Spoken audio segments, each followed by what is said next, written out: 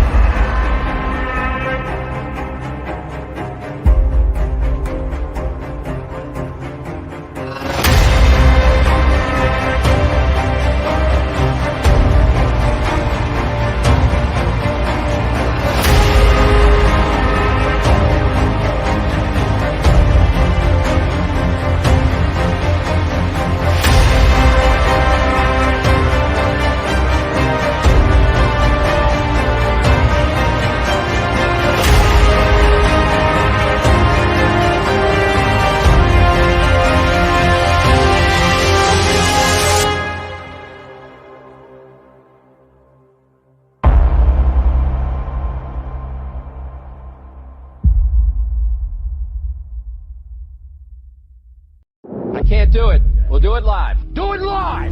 I'll write it and we'll do it live! Mister, will you please wake up, wake up, wake up, wake up, wake up?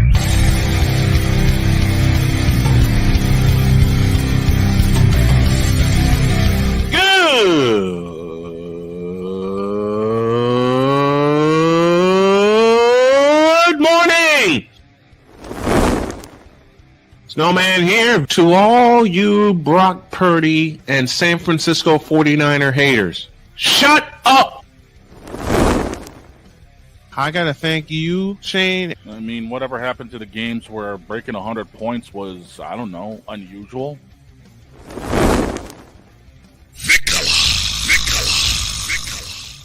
There was one word to sum up the All-Star weekend. Trays. Cause we take this job so serious. Splash Brothers, yes. Ray Allen, replace him with Steve Kerr. Reggie Miller, yeah.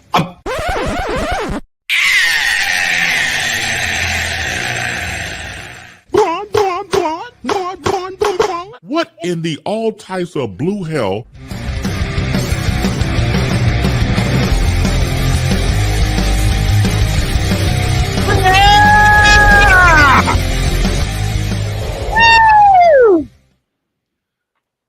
Let's launch this bad boy. Good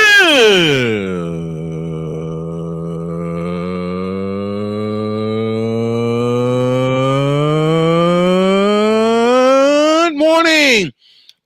Welcome to the Tripped Out Snowman Was Wrong Thursday edition of Snowman in the Morning. Glad to have y'all with us.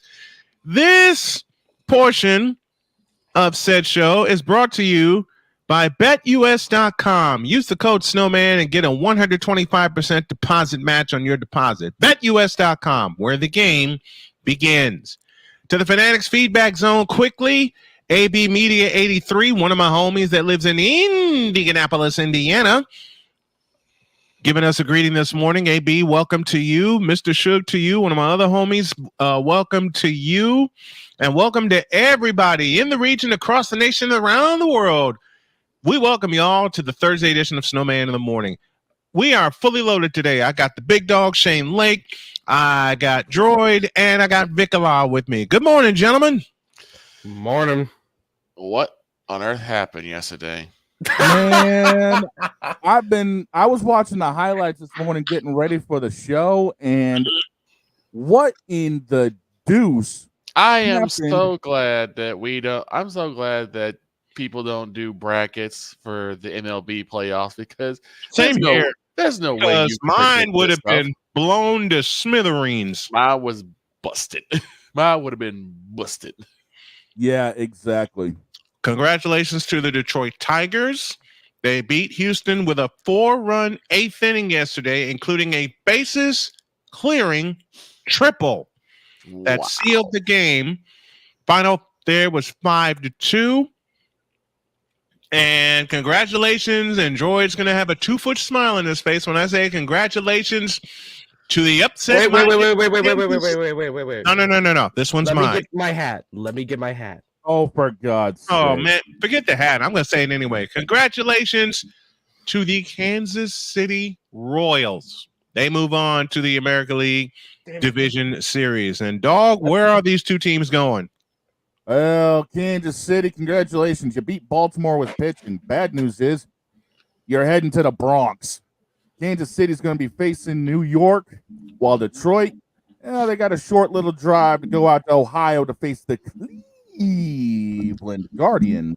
In what world is New York a good playoff team? Listen, I don't trust the New York Yankees. Period. The Royals already proved me and Snowman wrong with good pitching. I will make my first bold prediction of the morning. The Yankees go down in 6 games. Or, excuse me, 4 games. 4. You're calling for a sweep? I'm calling 6 games for the Royals. Actually, division series only goes 5 games. Division goes 5, so it'd be a 5 games. So I say Kansas City in 4. Okay. So it's going to be a gentleman's sweep. Yep. I got Kansas City, and those Detroit Tigers got my attention. Yeah. I have a smile on my face because of the way that they played, and the former Astro manager AJ Hinch came prepared. Mm-hmm. I love what this team is doing. And a shout out to one of my buddies, Jason Benetti, who is the television voice of the Detroit Tigers, former TV voice of the White Sox. He smelled something good when he made the move to Detroit. So congrats to the Tigers and congrats to the Yankees. And thank you, San Diego Padres. Getting rid of Atlanta. They got rid of Atlanta. What the hell do they do? They win 5-4. And it's a California division series. As San Diego, I believe, Dog, now gets the Los Angeles Dodgers. Yes, they do on Saturday, but we still got one wild card series left. Yeah, Milwaukee stood up and beat the Mets. 5-4 was that final? 5-3. 5-3. 2-run homer in the 8th inning. As a matter of fact, there were 2 home runs in that 8th inning. One tied it, and the 2-run homer won the game. 5-3 was the final score. And the winner of that series, Dog, gets whom? Philadelphia. A lot of Central teams. Philadelphia has always been a classic matchup. I want that. Give me that. I will call my NLCS right now. And San Diego, Philadelphia. You know what? No, man. If I have a day off for the division series, I'm calling the game. You'll join me because on Saturday we will launch our round robin coverage of the division series while we're doing college football. So it's going to be a full sports Saturday here on the channel. I might have Saturday off. I'll let you know. Just so everybody knows, the way the division series is going to break down Saturday, the 108 game is Detroit-Cleveland. The National League Division Series, whoever comes out of Milwaukee will face Philadelphia at 4:08.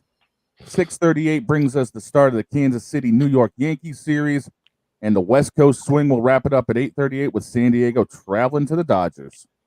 San Diego wins in 4. It's like a lot of Central teams. Like one of the big reasons why San Diego is good now is because Fernando Tatis is back to his old self. He's back to playoff Fernando. And not only that, the strongest pitching staff in these here playoffs, well, one of them belongs to San Diego. The other in the National League, it belongs to San Diego. The other belongs to Philadelphia. Mm-hmm. Philadelphia is built for the long haul. All right. And as far as my American League Championship Series prediction goes, it'll be a Central Division matchup. Royals, Tigers, or Royals, Guardians? Royals, Tigers. Ooh, that's gonna be interesting. Gentlemen, just to throw an extra little kink into things, I've been taking a gander at probable starters. Mm-hmm. Since we don't know who's coming out of Milwaukee in the Mets, we don't know who they're going to be lining up against. But Philadelphia is likely going to open their series with Zach Wheeler. Yeah. Zach Wheeler will open game 1. Matter of fact, you know what we'll do? If we get time tomorrow, let's bring Jason Joseph, aka Play-by-Play with JJ, and we'll talk Philadelphia baseball with him, and it might be an expanded show. The Hog TV is with us. Good morning, with us this morning. Good morning to you, my friend. And Hog TV, you'll love my next 4 words. Hail to the Redskins. Also, in regards to the openers, Cleveland is going to open their series with Detroit by starting Tanner Beebe. Mm-hmm. Yankees are going to open their series against KC, throwing Garrett Cole. Of course. And we have both openers for the Padres Dodgers. Dylan Cease will be countered by Jack Flaherty. That is a pitcher's duel. Don't be surprised if it's a low scoring game and it goes extras. And all I know is that right now we can't. The Royals, they can't run Seth Lugo because they ran him last night, against Baltimore. We'll worry about that because I can guarantee you they'll figure out something. But we also have tonight's starters. It will be Jose Quintana versus Tobias Myers. What's the first pitch time? First pitch, 7:08 Eastern. Old Snowman's got an idea. Uh-oh. Do not tell me I'm about to get stage hooked. Oh yeah. It looks like Willie Adames might be top of the order this coming game. Yeah. Just got to move some things around. I woke up this morning and the dog didn't make a mess.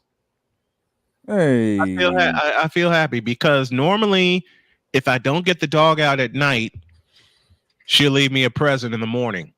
She didn't leave me a present this morning. For once, she didn't leave me a present. Because had she left me a present, my wife would have informed me as such. Mm-hmm. You've heard her, Vic. Oh yes. Oh yes. You've heard Dr. K tell me when Lucy makes a mess. Rule 3 of the house. I'll just say the dog's that. an idiot. Right. Matter of fact, no, I'm not. Wait a minute, wrong dog. Never mind. Shut up. Actually, yes, you are because you're a Bruins fan. Shut up. And a Red Sox fan. Man, that's wow. And a Patriot fan. That's profiling. Yeah, it ain't profiling. It ain't profiling if it's true. The only thing you're smart about is NBA because you're a Celtics fan. Dog is an old school NBA Celtics fan. All right. Mm-hmm. Dog is an old school NBA Celtics fan. By the way, I'm still working on those playlists for Dikembe for you guys. As I am, I'm doing the same. I'm doing all kinds of playlists, and I have a little secret that I'm going to share with the fellas off the air. All right, time for our first break. When y'all get back, we're going to transition into football, and the Thursday night game is actually interesting. Who actually came up with an interesting game for Amazon Prime? Wait. Not you talking smack about it in the group chat. And then now you're like, it's actually interesting. Until they play the game. Remember, it is Thursday night football. And it is 2 Chainz. Yep. It's Tampa Bay and Atlanta. We'll break all that down. Chris Simpson will join us in about 10 minutes. We're going to take a break for a few minutes. While Droid gets caffeinated, I continue to get caffeinated, and I'll let y'all know the morning brew when y'all get back.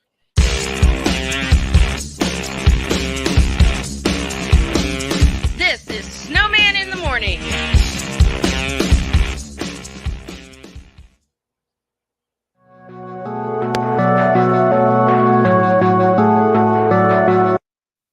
I want to do a TED Talk, but I don't have anything to talk about yet. I'm getting there. Life is for the living. We're not here that long. You can learn anything you want to learn without any money spent. What do I really enjoy? What do I really want out of life?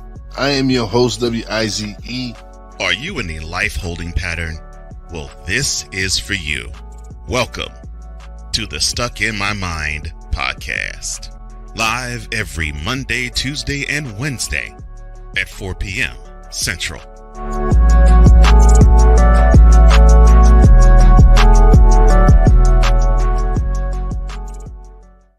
Whether it's news, the largest egg producer finds bird flu in chickens at a Texas plant, weather, devastating tornadoes rip through the heart of the United States, inspiration, a breast cancer survivor completed the journey of chemotherapy, and now begins a future one of matrimony or sports. Michael Jordan is shown on a photo with Diddy. LeBron James has a video extolling the virtues of a Diddy party.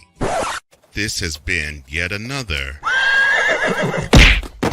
Beating a Dead Horse presentation. We got you covered. BS3 Network, in association with Comey Media Incorporated, proudly present The Morning Shift with Cole Johnson. Live every weekday at 8 a.m. Eastern, 7 a.m. Central.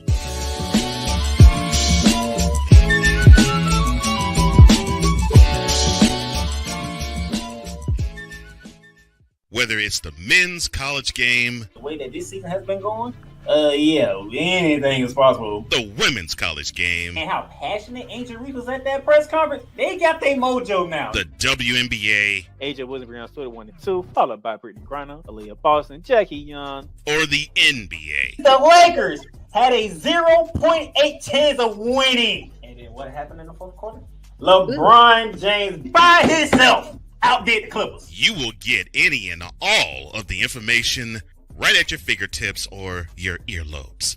Join the Playmaker as he breaks down all things basketball in Shooting Lights Out on the Playmaker's blog, network, YouTube channel, and where you can find podcasts.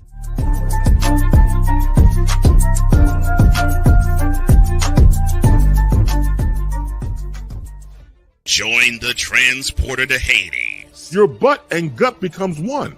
Join the reformer of hooker whores. This is my daughter, Placenta Booty Johnson. Join the bronze car. Whenever you are in distress, take off your baseball cap and throw it in the air. Join your very own superhero of broadcasting, Chris Bass. So whatever color crayon they get, they palm it and do 2 circles, and that translates to I can beat up black people. As he takes you through the week's paces in Baseline.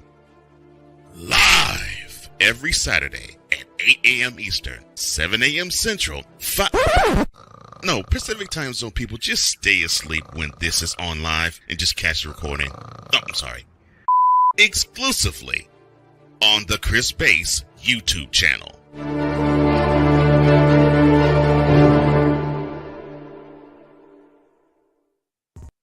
Mister, how do you operate this Twitter thing or this Instagram thing or whatever the heck? You're supposed to know all this stuff.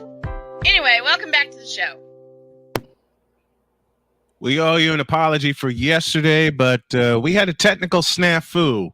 But that got rectified, and we want to welcome the folks on the Shady Sports Network for joining us this morning. And we want to welcome you, those of you are listening via WLEO in Baltimore and WJKS in Indianapolis, Indiana. A special coming up tomorrow at 11 a.m. Eastern. I will be joined by the voice of the Indianapolis Colts himself, Mr. Matt Taylor. Yes. That's a bonus, and that'll be at 11 a.m. and it's live, baby. That's going to be a lot of fun. Speaking of fun, later today, the door. How does Victor put it? The doors of Valhalla will open. The doors of Valhalla will open. And this will happen. Passionate. Come after me! I'm a man! I'm 40! Unflinching. Let's go back to losing. Parking was easier. Unrelenting. They're not going to keep him off the field tonight! Totally. This one has a chance! Deeds.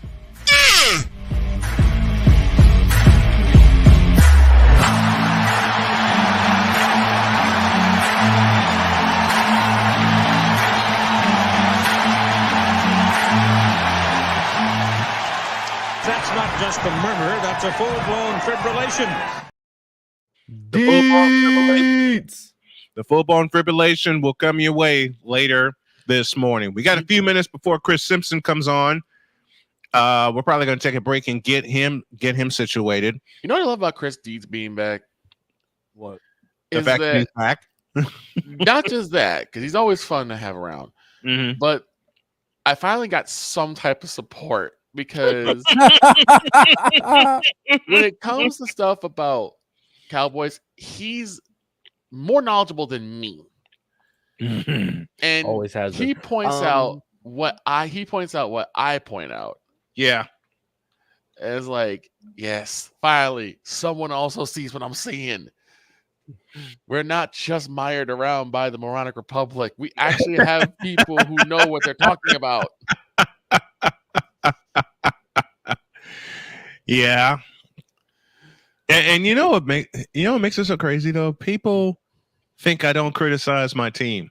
I have been accused of that for years. Yeah. Dog and Victor can tell you I've been accused of not criticizing my team for years. Mm-hmm. I am the most critical when it comes to my teams.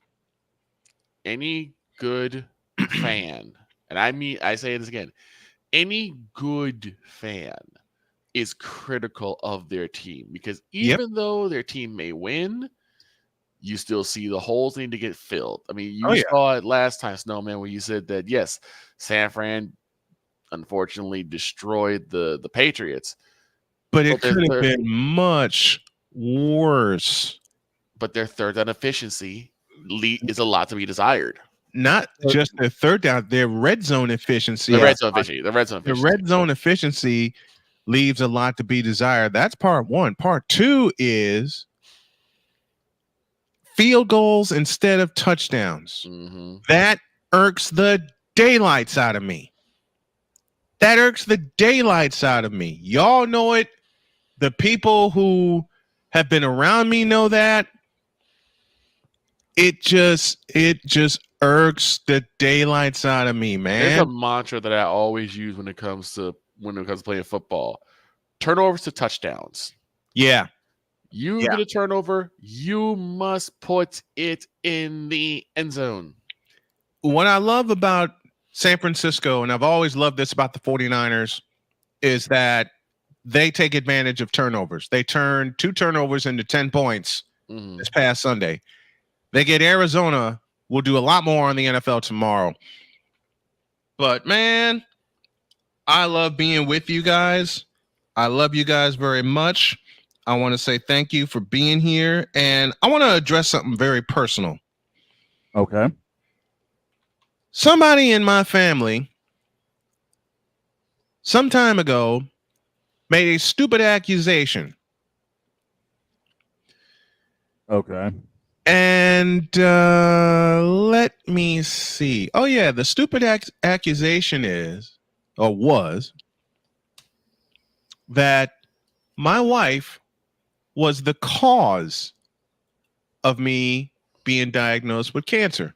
Oh, I know who this is. Well, to that person, I say the following.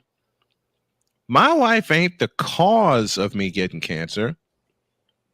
My wife is the biggest reason I beat cancer. Yes, indeed. Let me say that again. My wife is not the reason I got cancer. My wife is the reason I beat cancer.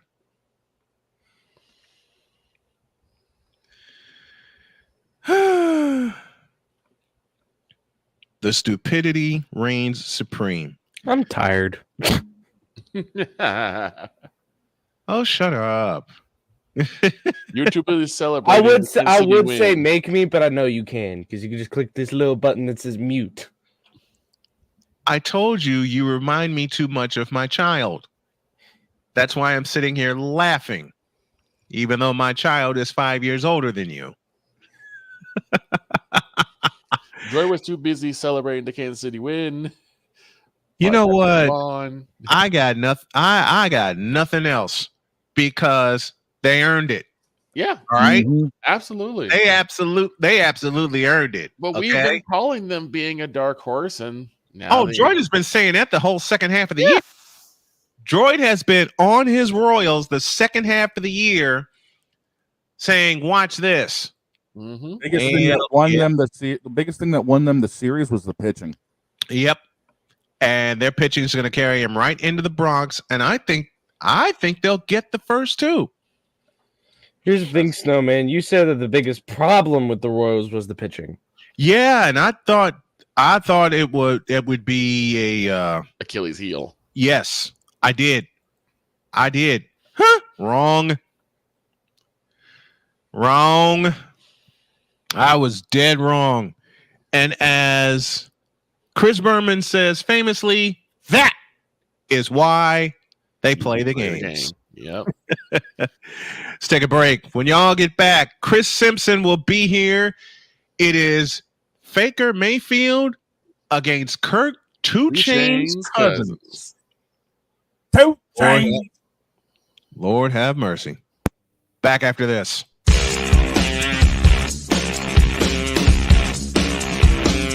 This is Snowman in the Morning.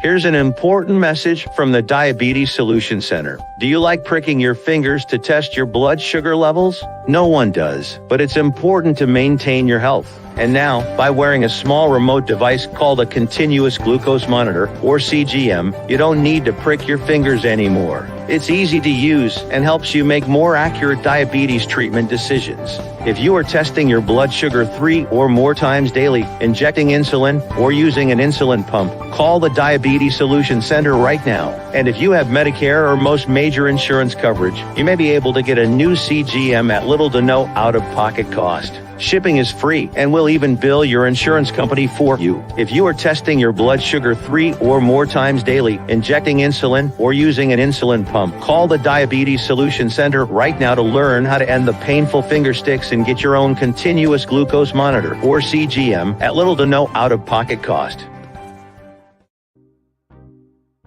Quinn. Moment of clarity. I haven't watched BET in years. KP. Drake needs to come back with another triple platinum album. E Digger. And then you have Ray J. Like, I can't stand that River Cricket. The Guru.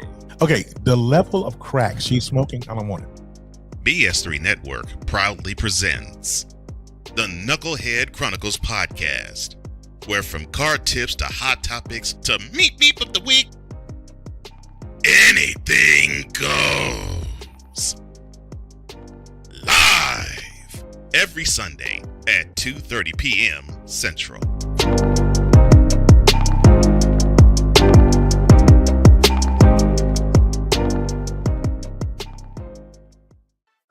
Drew Willingham. In this case, yeah, you put the blame on Kyle Shanahan for apparently not preparing the team enough for the overtime rules, supposedly. Cole Johnson. Peyton was considered the winner, and he was the darling of all darlings for Gerald. With a special appearance by Tyrone Alizé McDummy. Ain't nobody calling me. Text. Delete! Join these two football enthusiasts as they give you Total Football Talk. Live every Monday at 4 p.m. Eastern, 3 p.m. Central on the Sertoba Media and the Comey Media YouTube channels.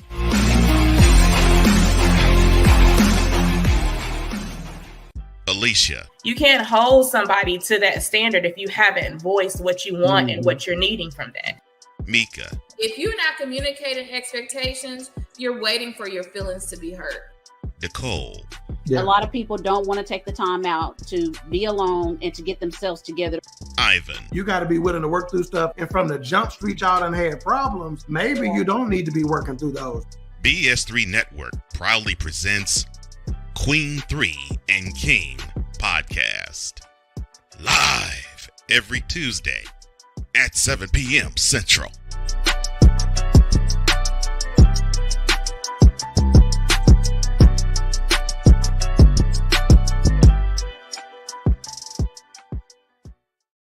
Mister, how do you operate this Twitter thing or this Instagram thing or whatever the heck? You're supposed to know all this stuff. Anyway, welcome back to the show. Woo! We're off and rolling here on this Thursday. And as I teased before the break, Thursday night football actually gets interesting. Mm-hmm. Can you believe that? Like I said, since when did Amazon Prime ever get good enough to actually have a decent game? Well, it led to a possible musing that I had. Oh, dear Lord. Which is, who told the NFC South to be good? Well, except for the Carolina Panthers. Ladies and gentlemen, you know what? Let's do it. Unless Chris Simpson's ready. Please help us welcome the one and only Chris Simpson. Hey, what up, Chris? What's going on, guys? How you guys doing this morning? Oh man, we're doing great. Thanks for jumping on. Nah, thanks for having me as always. Man, what the hell? A good game on a Thursday night? Talk to me. That was a good game last Thursday night? No, this we're talking about tonight. Forget about tonight. tonight, I mean, look, Tampa Bay, a lot of people thought they were going to fall off. You know, Tom Brady leaves. Yeah, they won that Super Bowl. They got what they needed to get out of Tom Brady. Right. Got that Super Bowl, went on that run. I mean, even as a wild card team, they still got in. And that's why I just always say, look, it doesn't matter which way you get into the playoffs. You just get hot, play your best football at the most important time, and good things are going to happen. But everybody was wondering, what direction were they going to go in? No Tom Brady, no Bruce Arians. Todd Bowles has come in. Has a better team around him now than what he did when he was with the Jets. And, you know, it's really been the emergence of Baker Mayfield, because Baker has never been a bad quarterback. All Baker needed was someone to believe in him, for someone to have the confidence in him. And most importantly, he just had to execute. And that's what he's been doing. Yeah, Tampa's the best team in the NFC South. And you look at Atlanta, I'm still trying to get a feel for them. Kirk Cousins isn't a bad quarterback, but he struggles in prime time. And that's been a well-known fact. Now, I will say Atlanta did get cheated a couple of weeks ago against Kansas City, because that was blatant pass interference. But we're not going to go into that. It was. Yeah, come on now. I mean, look, Stevie Wonder could see that. But the other thing I say about Atlanta, I said this about New Orleans when they got screwed out of an NFC title game. And Chris, you and I have talked about this for many a year. Yeah, you cannot leave points on the table either. No, you can't. When the opportunity presents itself, you got to capitalize. Look, I always say, when you play certain teams, you have to be able to come away with points and not kick field goals. Brian, what have I always told you? Whenever you played those Patriots with Brady and Belichick, you couldn't come away with just 3. Same with Kansas City now. You're not going to beat them kicking field goals. You got to score. You got to punch the ball in somehow. You have to put the ball in the end zone. You have to. You cannot leave. I've been critical about this with Kyle Shanahan and the 49ers, the entire Shanahan era, about leaving points on the table. That's one of the factors that's going to decide tonight's game. I agree.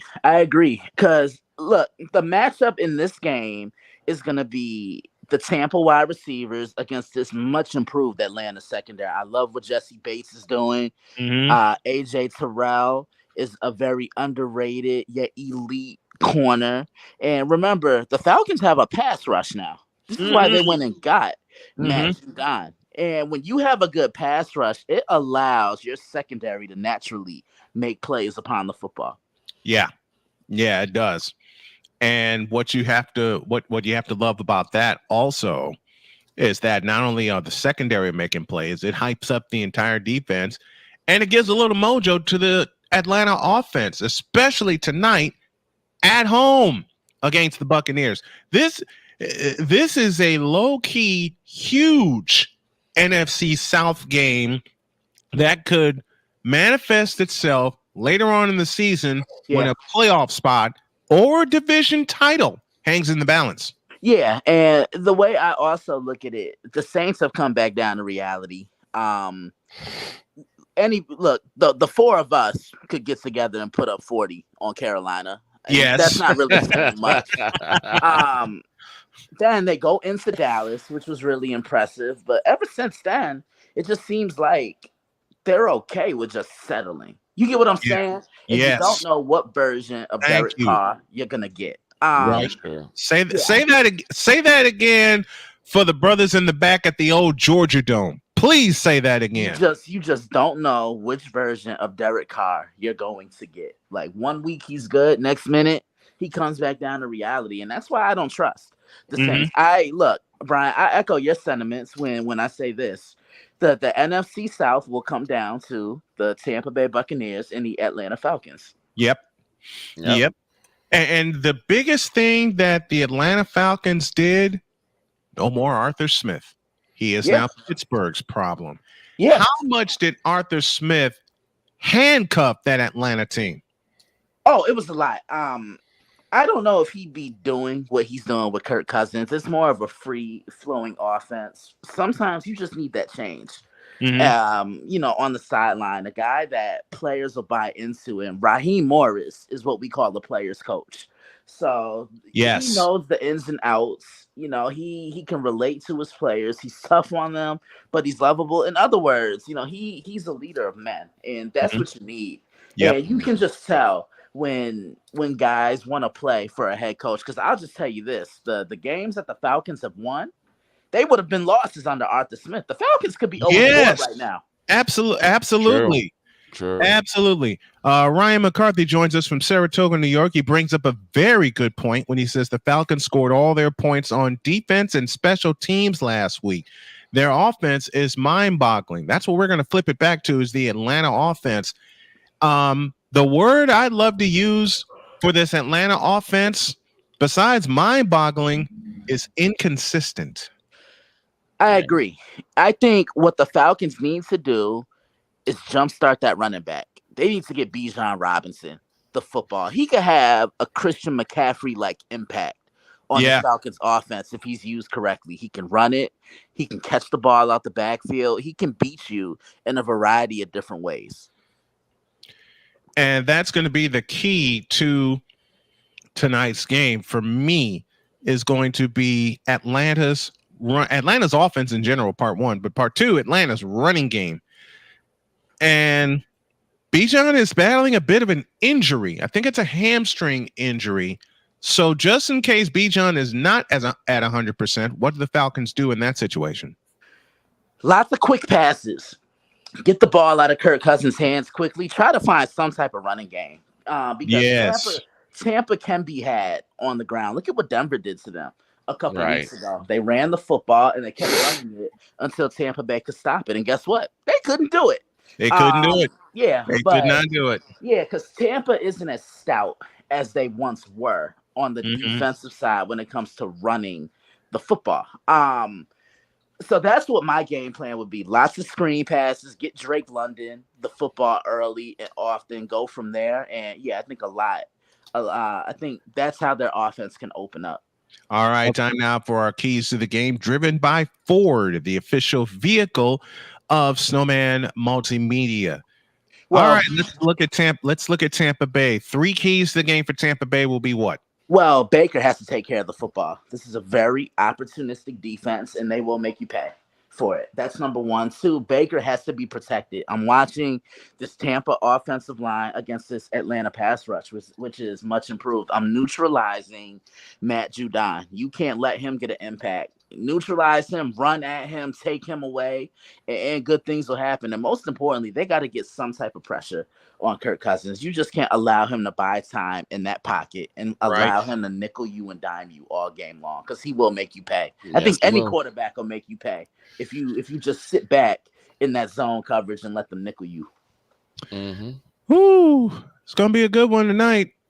I agree. It's gonna be a good one tonight. Prediction? Tampa beats them by 4. I say 24-20. I think Baker throws a touchdown in the fourth quarter, and Tampa's defense does the rest. You heard it first, folks. Yep. You heard it here. That is Chris Simpson joining us to break down Thursday night football.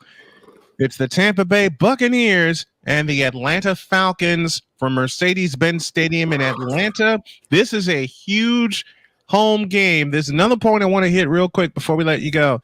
Let's talk about it. Huge psychological advantage or disadvantage waiting for Atlanta.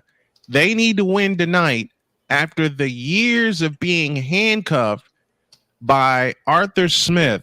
They need this one at home tonight for their own psyche to prove that the stench of Arthur Smith is gone. To prove it was Arthur that caused a lot of their woes. I can't disagree with that. And the reason why I say that is because, Atlanta, they've either been at the basement of the NFC South or they finished in third in the NFC South. Now, they have a better coach. They have a veteran quarterback. It's just all about this offense getting together. This defense is good, but can the offense complement the defense? That to me is the key surrounding the Atlanta Falcons. Yeah, man. Woo-wee. Gonna be a Donnybrook tonight, boy. Yep. It's gonna be a Donnybrook tonight. It's the Atlanta Falcons hosting the Tampa Bay Buccaneers on Thursday Night Football.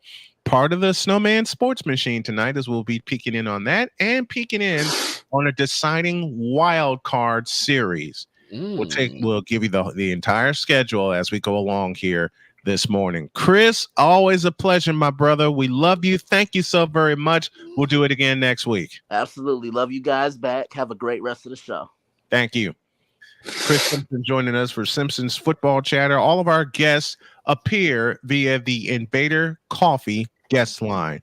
Take a pause for a break, and when y'all get back, there's a couple things that I am working on. I'll let you know what it is when y'all get back.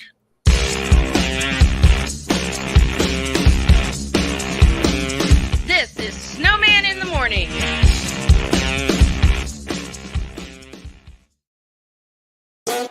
The original Think Drink is back.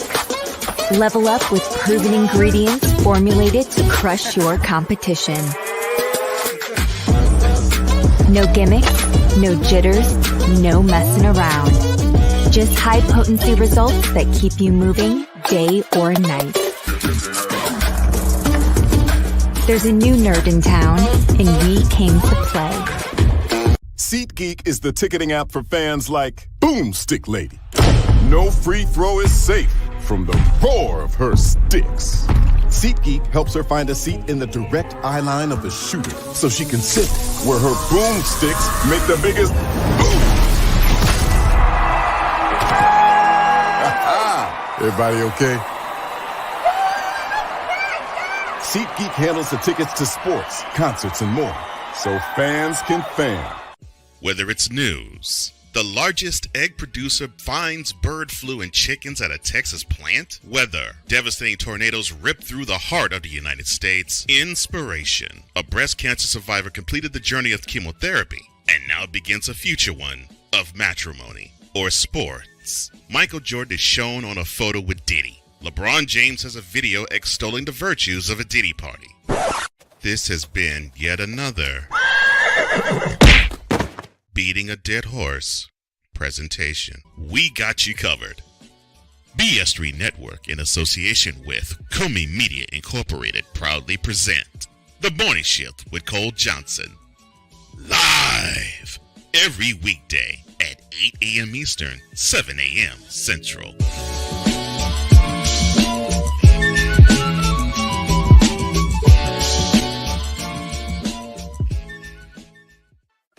Drew Willingham. In this case, yeah, you put the blame on Kyle Shanahan for apparently not preparing the team enough for the overtime rules, supposedly.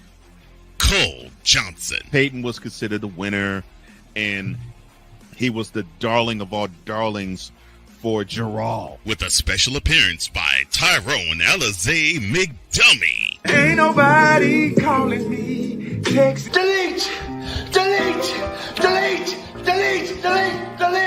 Join these two football enthusiasts as they give you Total Football Talk. Live every Monday at 4 p.m. Eastern, 3 p.m. Central on the Sertoba Media and the Comey Media YouTube channels.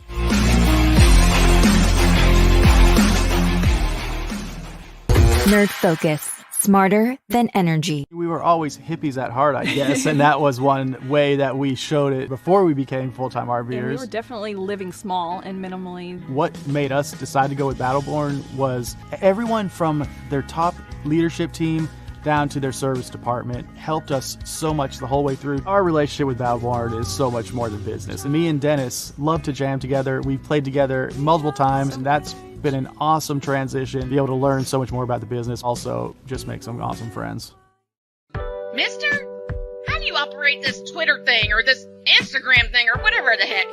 You're supposed to know all this stuff. Anyway, welcome back to the show.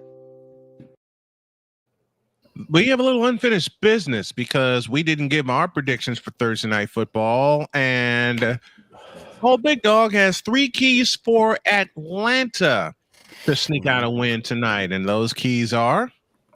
Keys 1 and 2 are pretty well similar. That's third down efficiency. They have given up 27 third down conversions on 57 attempts, while they've only converted 10 of 38 themselves.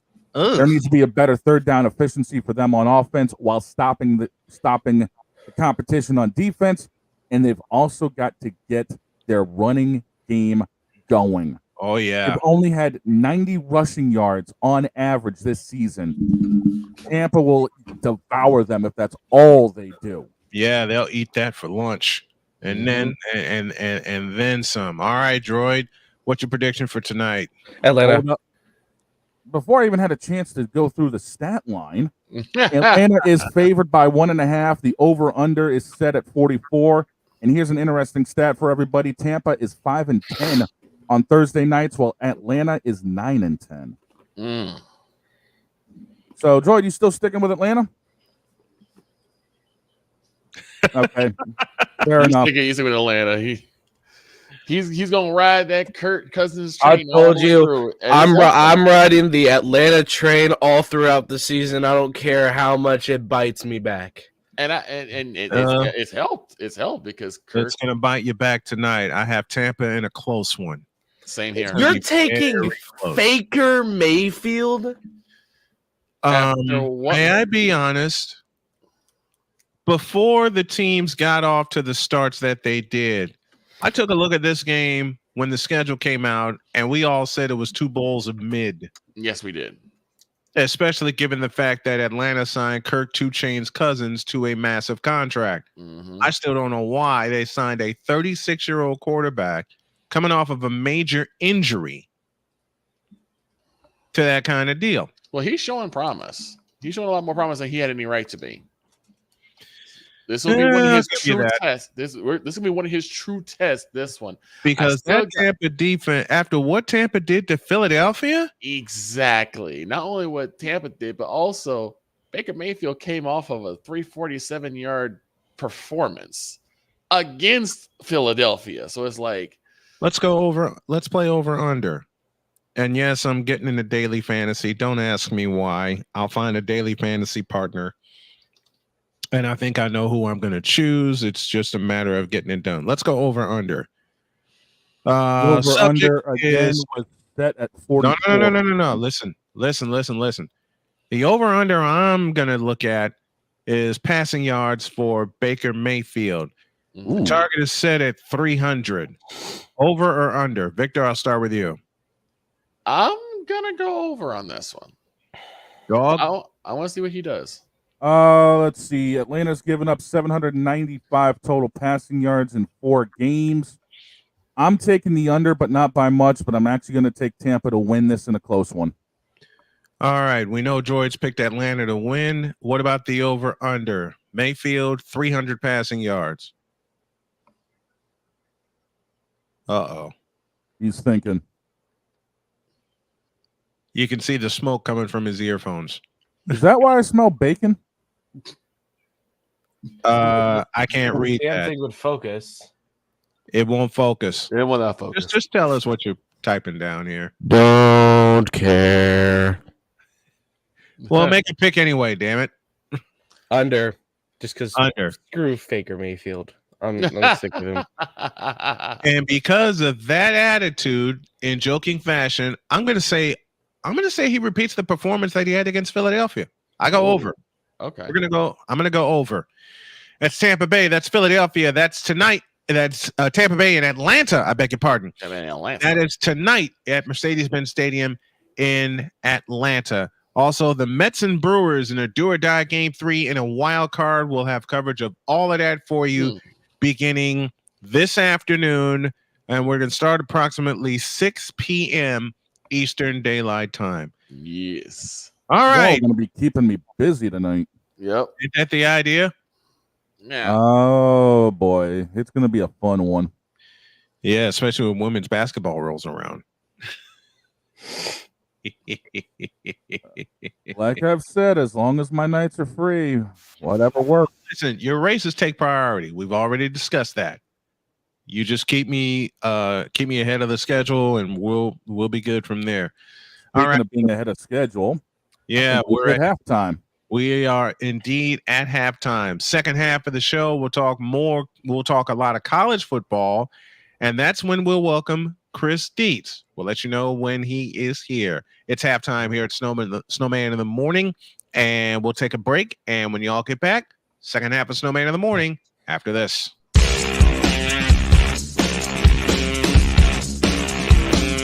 This is Snowman in the Morning.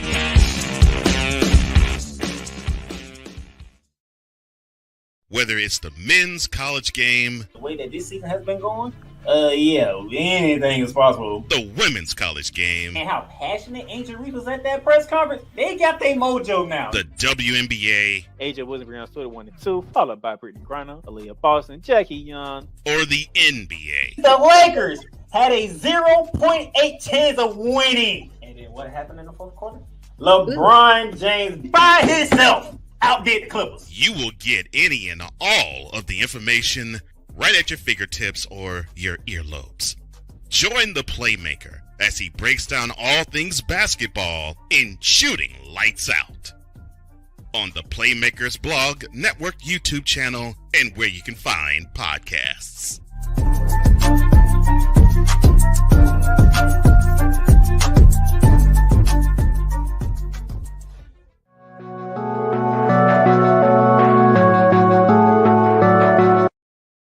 I want to do a TED Talk, but I don't have anything to talk about yet. I'm getting there. Life is for the living. We're not here that long. You can learn anything you want to learn without any money spent. What do I really enjoy? What do I really want out of life?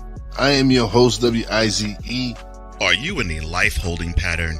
Well, this is for you. Welcome to the Stuck in My Mind podcast. Live every Monday, Tuesday, and Wednesday at 4 p.m. Central.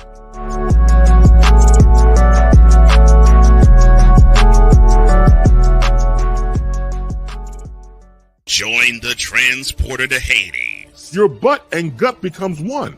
Join the reformer of hooker whores. This is my daughter, Placenta Booty Johnson. Join the bronze car. Whenever you are in distress, take off your baseball cap and throw it in the air. Join your very own superhero of broadcasting, Chris Bass. So whatever color crayon they get, they palm it and do 2 circles, and that translates to I can beat up black people. As she takes you through the week's paces in Baseline. Live every Saturday at 8 a.m. Eastern, 7 a.m. Central, No, Pacific Time Zone people, just stay asleep when this is on live and just catch the recording. Oh, I'm sorry. Exclusively on the Chris Bass YouTube channel.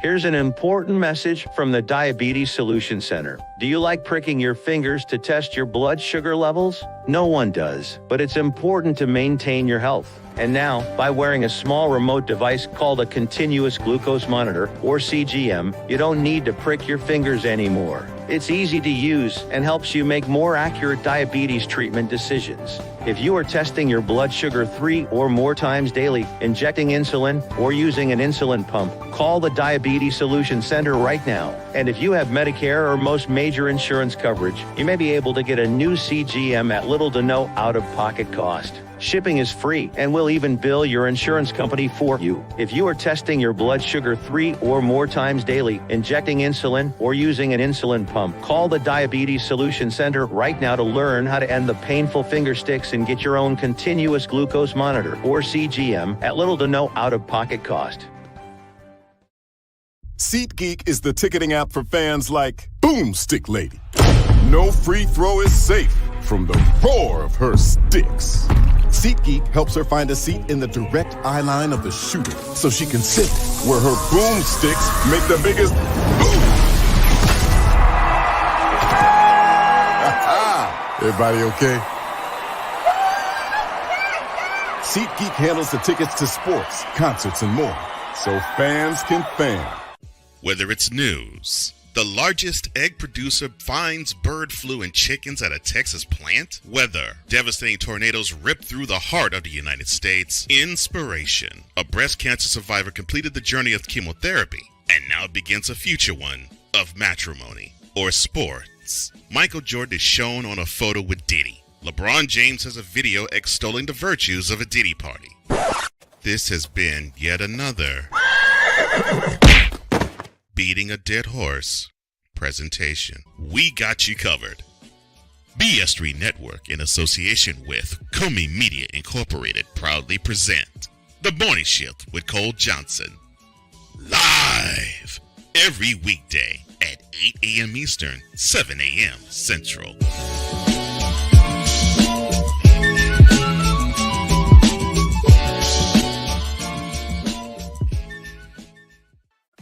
Drew Willingham.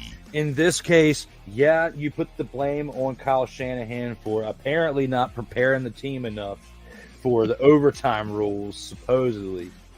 Cole Johnson. Peyton was considered the winner, and he was the darling of all darlings for Gerald. With a special appearance by Tyrone Alizé McDummy. Ain't nobody calling me. Text delete, delete, delete, delete, delete, delete. Join these two football enthusiasts as they give you Total Football Talk. Live every Monday at 4 p.m. Eastern, 3 p.m. Central on the Sertoba Media and the Comey Media YouTube channels.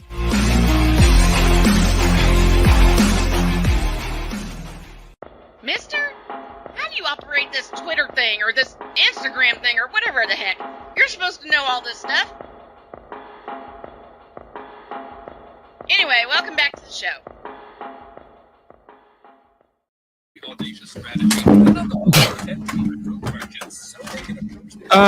Y'all didn't hear all of that. Pretty much, as everything goes crashing behind everybody. Everything goes smash. All right. We back here, folks. Okay, good. We're back. 4 after the. Who's talking? What were you listening to, Droid? I had to turn that off because I was literally just laying down watching video. Like, honestly, after my shift last night, my feet are dead. They're gone. Oh, we got you. We got you. Hey, totally understood. We'll open the garage and the arcade tomorrow on an extended version of Snowman in the Morning. We got all that planned. Deeks will join us at the bottom of the hour.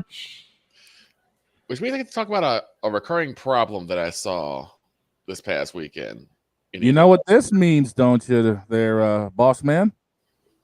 It's the random musings of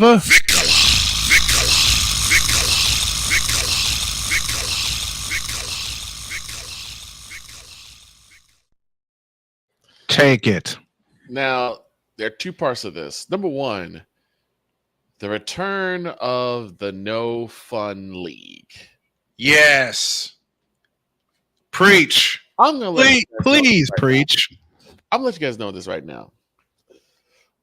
I was born during the time of the Icky Shuffle. The Icky Shuffle so popular, Darrell Waltrip did it after winning the Daytona 500 in '89. Do you know how many times we did the Icky Shuffle in school? Just to get on our teachers' nerves. About as many times as us wrestling fans gave our teachers the DX crotch chop. Yep. I went to school around the time that the Dirty Bird was going down. Jamal Anderson. And of course, I really got into sports when, let's just say, the controversy of celebrations became rampant. Talk about the Sharpie heard around the world. Terrell Owens, Chad Johnson, Randy Moss shooting the moon. Yep, Randy Moss shooting the moon. Randy Moss shooting the moon in Green Bay. In Green Bay. That is the most disgusting act I have ever seen in football. Thank you, Joe Buck. Yes. And thank you, Troy Aikman. Well, for some reason, and I get it in Little League and in high school. I get it. You want to make sure you maintain good sportsmanship. Exactly. Absolutely. But doesn't mean we still didn't flex on people. Yes. Because the point you get to the pros where you like bump all that. If I'm running 100+ yards in a drive and I'm putting this in the end zone, I'm dancing if I have the energy to dance. Because I'm a big guy. Man, if I throw down a poster on somebody, they gonna know about it. Right. Listen, I'm the same way. I'm the same way. I can't dance worth a damn, but I'm gonna do something. But for some reason, it seems like these taunting penalties, they just come out of and they just deflate the moment of the game. It really just deflates the moment of the game. Like you get a nice touchdown, and all of a sudden, unsportsmanlike conduct, taunting on the offense. Like, bump all that, man. You see a dude break off a 30, 40-yard run to the end zone? Let him look. I mean, it's getting that bad in the NBA. Oh, my gosh. It's getting worse in the NBA. If they ban the night celebration from Steph Curry, I will scream. It's like... I will scream. I go back to again the Sharpie situation with Terrell Owens. People are like, "Oh, that's so disgusting. He should act like he'd been there before." It's but he basically outran the entire Seattle defense, and Seattle defense's tackling was terrible. I love that Sharpie celebration in Seattle. Let's not forget the Battle of the Star in Dallas. The Battle of the Star in Dallas, where he got his clock cleaned. By Emmitt Smith. And then Emmitt Smith ran to the Star. And cleansed the Star. And then T.O. did it again and got clobbered. Yep. I mean, we wake your ass up, Droid. No, it's something I just read 4 hours ago. Oh, no. Okay. But you know what really gets me? Sometimes they penalize an offensive lineman for celebrating a score. Right. Man, let me get in the end zone. Let the big men celebrate. We don't get that many moments. Look, we don't. This big man will dance. If I had ever scored a touchdown or did something major, this big man's dancing, okay? Man, when I was 85 pounds younger as a quarterback, I did the same thing. There was a game, Cowboys versus Redskins, a couple years back, where Dak throws a lob to the right tackle, and he had to spike the ball. And I'm like, imagine it after that. He spikes the ball. First time he's probably ever got a touchdown because, let's be honest, most of us linemen don't ever touch the ball. Right. Exactly. And then all of a sudden you get the flag thrown at you. Unsportsmanlike conduct, taunting, offense. Like, wait, what? And remember, I was around a time where they used to take touchdowns off the board for that reason. Now they changed it where they implement on the kick. But back when I was first watching, they would take touchdowns off the board for that. I mean, what's next? The MLB going to outlaw bat flips? They nearly did. I'm glad they didn't. Me too. Thank you, Jose Bautista. Oh, that is iconic. But it's just how many of you guys as kids, we talked about the Icky Shuffle, we talked about the Dirty Bird. I'm pretty sure there's many more celebrations. How many of you guys as kids were like, man, I want to do that. I want to be on the main stage of the NFL game. You know what Jerry Rice used to do? Mm-hmm. The freaking Cabbage Patch. Yes. I mean, even someone that I know Snowman hates, Cameron Jarrell Newton, he was known for the dab and the swim, and even when they were talking and the Superman. Yep, even when they were talking about he's these celebrations and like let him cook. He's getting touchdowns. Let him go ahead. Exactly. And When I was playing football, team name the Eagles. Mm-hmm. What I do when I got in the end zone as a running quarterback, I did the Dirty Bird. Yep. Right. Flap your wings, baby. Flap your wings, baby. As you should. But it's just now it's like again, it's this pearl clutching that I'm seeing.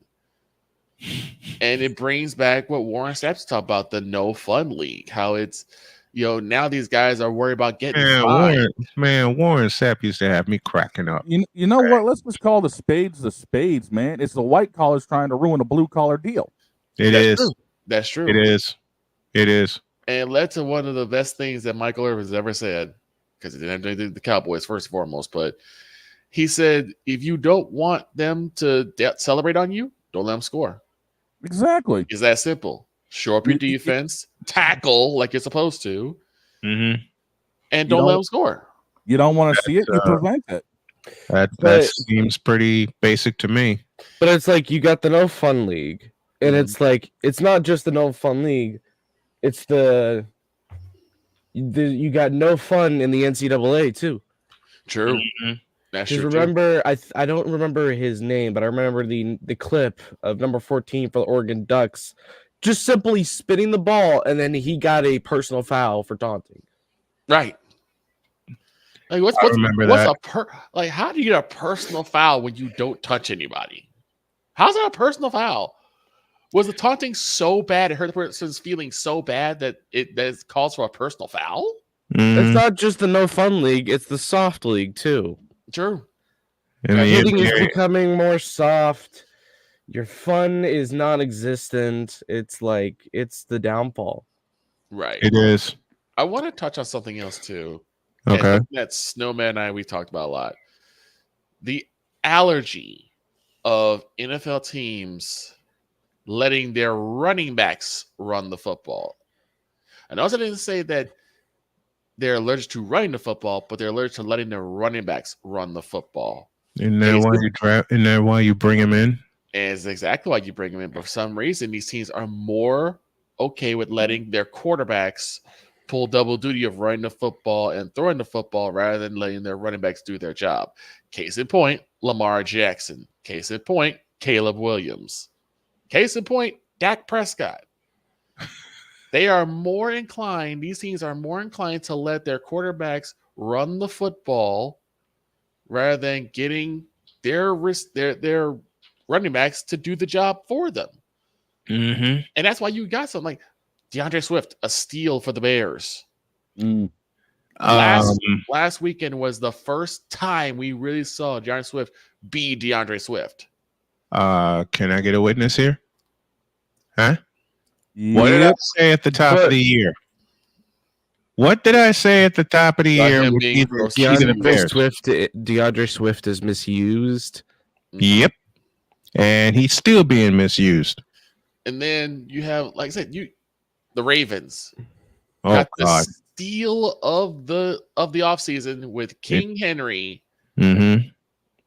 And just now they turning him loose. They let him go loose because they were so quick to just sit there and to run the ball with Lamar Jackson. Why? You're risking your quarterback to get seriously injured this way. And the interesting thing is, I'm bringing up the stats dealing with rushing so far this season. Mm-hmm. Lamar Jackson overall ranks 9th in rushing yards this season so far. Oh, you're not supposed to have a quarterback actually in the top 10 for rushing. Now, I'll ask you guys this: is that a fault of the quarterback themselves, or is that a fault on the owner? Is it a fault on the coach? Everybody Everybody gets a piece of the blame on that one. Because I said this before. The quarterback position, in my opinion, is, and you guys talked about how it is the worst coached position. It is quarterback. And the first one to say that was Jay Spivey. Mr. Spivey. I say the reason why that is because that's usually a owner protected position. You notice that the owners always stick by the quarterbacks. Yep. And almost to the point where they coddle them to where they can't be culpable of blame. Right. Looking at you, Gerald. Looking at you, Virginia. Looking at you, Kraft. Looking at you, Kraft. Even though our quarterback sucks right now, and we should have kept Nathan Rourke. Because again, who was saying that first? All of us were. Who was saying that first? All we're saying that Nathan Rourke needs to have the ball week 1 for the Patriots. And yet again, here we are. Mm-hmm. And then Kraft said, no, I'm going to go with Brissett. How'd that work out? But the thing is, it seems like, again, because the owner coddles the quarterback so much, there's no way the coach really can reach the quarterback. No matter if they actually were able to. As a dear friend of mine once said, that is stew and pid. Very much so. Dealing with the quarterback situation, as I'm still looking over the stats here. Mm-hmm. Didn't we usually have more than 3 guys when it comes to rushing over 100 yards a game at this point of the season way back when? Yeah. Yes. We've only got 3 people averaging over 100 yards a game going into week 5 of the NFL. And those 3 guys are? King Henry, Jordan Mason, Saquon Barkley. J.P. Mason. There's another one that's doing it. Looking at you, Mr. Jalen Hurts. It feels weird to not say CMC in that conversation. It feels weird. Well, he's hurt. I know, but it feels weird. But given how the 49ers love to run the football, I think J.P. Mason's doing just fine. Right. We'll see what happens when CNC is able to return. But again, that's the depth of the Niners. They got one person down. They got one person to stand right in that position and help them out. But it's like, for some reason, these NFL teams nowadays, they just don't want to go. They don't want to stick with what works. And what has always worked is in running the football down the throat of the defense. And once that defense gets set up to where they have to use the blitz almost every time, throw a little play action their way and get a big gain. Exactly. I'm sorry, I'm showing off because we talked about J.P. Mason. Yeah, I mean, look at how. I'm showing off what my girls got me. Okay, to represent the 49ers. Wasn't it like a handful of years ago that the running game was more prevalent, and your quarterbacks were lucky to see 1,000 yards going into week 5 or week 6? You know something? You know something? I remember so many running back tandems. Yes. That ran the football. Okay. Roger Craig and Wendell Tyler. Matt Suey and Walter Payton. Mm-hmm. Okay. Thomas Jones and Cedric Benson. I mean, now we've got 5 quarterbacks that have 1,000 yards going into week 5 and one on the verge of 1,000 yards. The one on the verge is? We talked about him earlier. Baker Mayfield sitting at 984 yards currently going into week 5. Your top 5 quarterbacks yardage-wise, Geno Smith, Brock Purdy, who has 1,130 yards, Dak Prescott, C.J. Stroud, and Jared Goff. And Jared Goff got there with an amazing performance this past Monday night. Yes, he did. Geno Smith. Geno Smith, 1,100. Geno bleeping Smith. Who would have thought that? Who would have thought Geno And Smith? come week 6, that Niner defense is going to bottle him up. But all I know is that McCaffrey might be happy, might not be happy by this news. Being Devontae Adams wants to play for the New York Jets. I think this properly closes the random musings of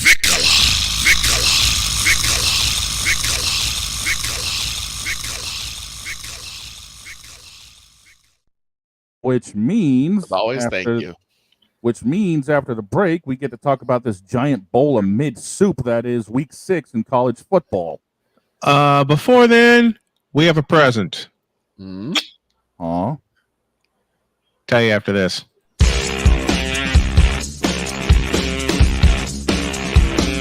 This is Snowman in the Morning.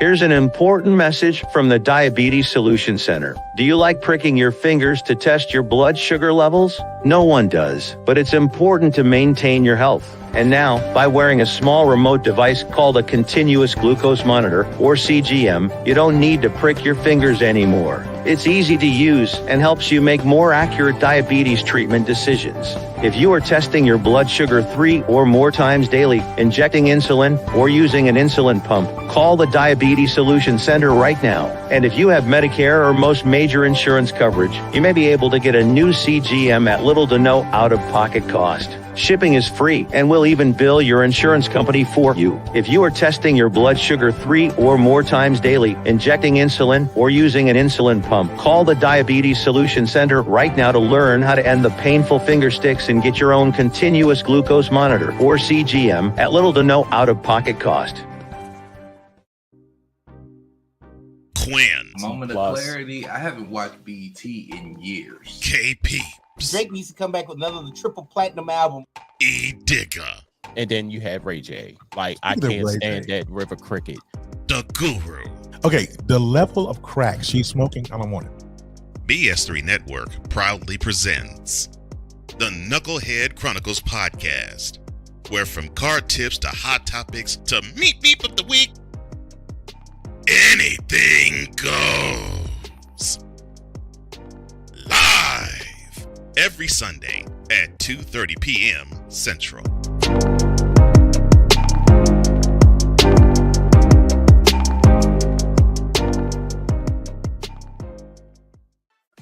Drew Willingham. In this case, yeah, you put the blame on Kyle Shanahan for apparently not preparing the team enough for the overtime rules, supposedly. Cole Johnson. Peyton was considered the winner, and he was the darling of all darlings for Gerald. With a special appearance by Tyrone Alizé McDummy. Ain't nobody calling me. Text. Delete! Join these two football enthusiasts as they give you Total Football Talk. Live every Monday at 4 p.m. Eastern, 3 p.m. Central on the Sertoba Media and the Comey Media YouTube channels.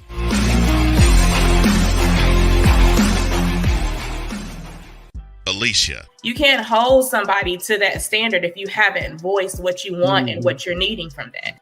Mika. If you're not communicating expectations, you're waiting for your feelings to be hurt. Nicole. A lot of people don't want to take the time out to be alone and to get themselves together.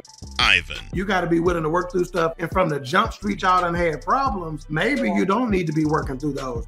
BS3 Network proudly presents Queen 3 and King podcast. Live every Tuesday at 7 p.m. Central.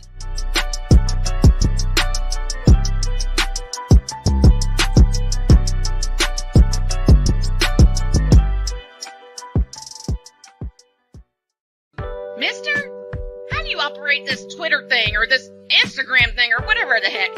You're supposed to know all this stuff. Anyway, welcome back to the show. I've been bouncing around all break because I'm excited because we are on a roll this week despite what happened yesterday. And I personally want to thank my crew, my production crew, Cole Johnson, the fabulous executive producer of the show, my coordinating producer, the lovely Dr. K, Jody Snow. I want to thank the dog and Droid and Vicala for hanging with us all of our weekly guests that we have with us. And thank you to you, the fans, especially that log on every morning to check us out. And thank you to the folks at Zebo TV for carrying us each and every morning on the West Coast. Well, I have a little something to do that didn't get a chance to do yesterday. Oh? You've got me nervous. But I found something that just flat out pissed me off. Oh, dear. Oh, this ought to be good. I think I know what we're about to do. Uh-huh. Cue the heartbeat. Because let me give a little context here. Victor always ripped apart Nick Wrong, aka Nick Right. And I will continue to do so. I will do so as well. But let me just do this. No commercial or lead in necessary. Let me just do this. Okay. In a world where partial greatness is celebrated and total greatness is shunned, there stands to be a figure on the lips of those who love him and those who hate him. The inane comparisons to Michael Jordan and Kobe Bryant continue and has existed since 2003. There is no end in sight, for the battle between those who unconditionally love and unconditionally hate him wages on. These are their stories. Welcome to the Bronzexual Confessions. If this was the gift you were talking about, can I return it for store credit?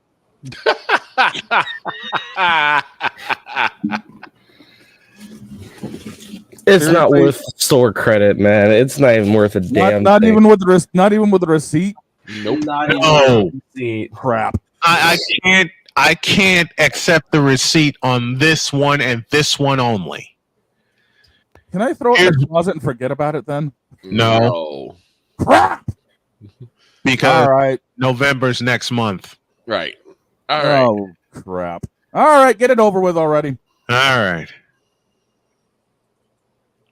I can't believe I'm going to repeat these words out loud, but What happened? Nick Wright once upon a time said, quote, "Someone needs to come to me and explain to me what Jordan is better at than LeBron without saying the words 6 rings." Close quote. Oh my God! Really? Are we serious? Defense. First of all, this moment of bronzexual stupidity is brought to you by Hooked on Bronix. When you start talking like an idiotic bronzexual, Hooked on Bronix can set you right. Call 1-800-YO-KANG. Real LJPM, now approve all this.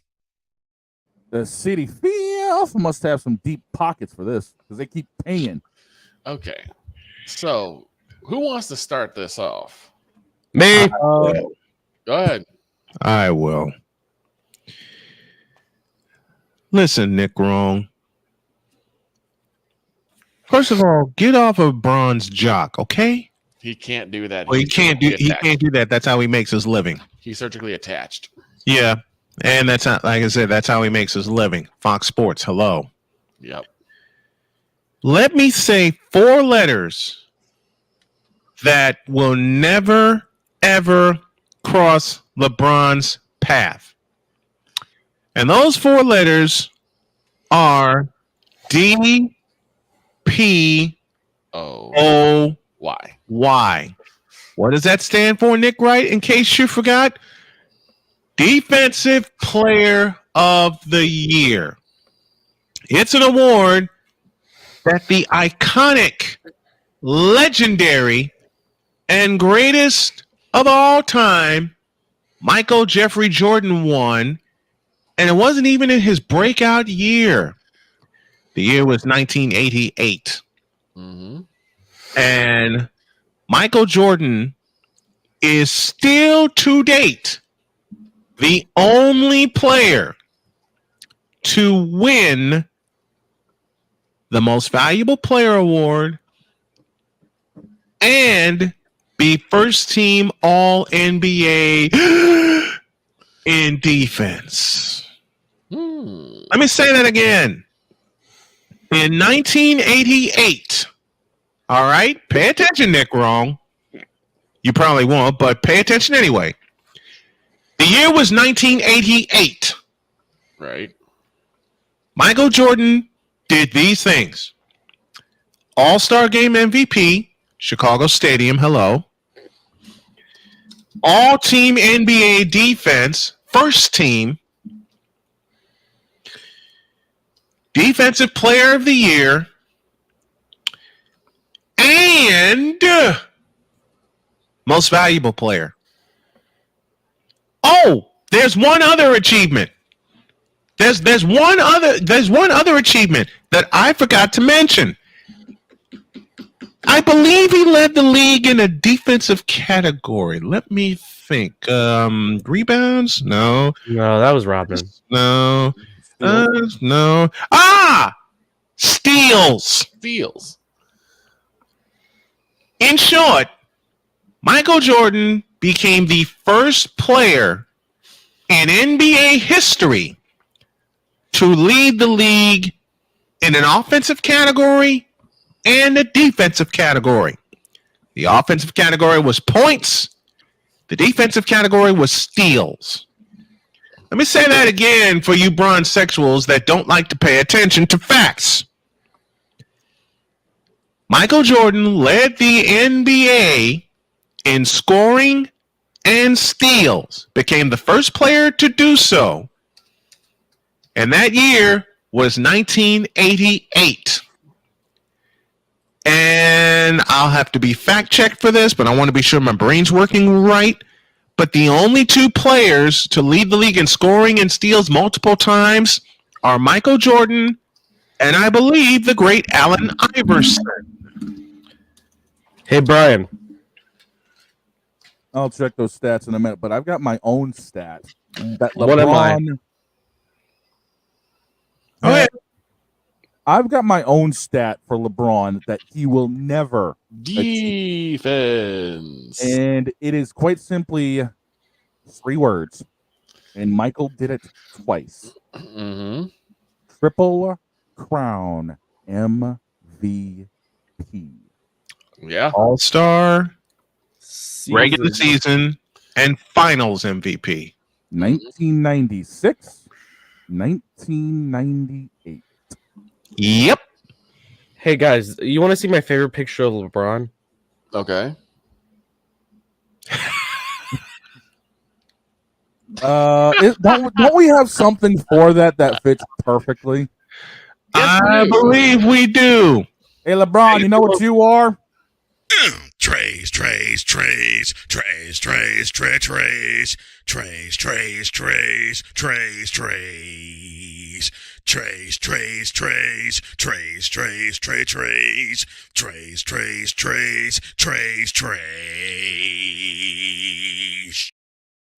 Another thing that Jordan is amazing at and LeBron is terrible at, good marketing. I can say that. Good marketing. Being able to market your own team. And his own brand. Mm-hmm. Of which, especially his shoes. Especially Jordan's shoes. Be able to make it believe better too.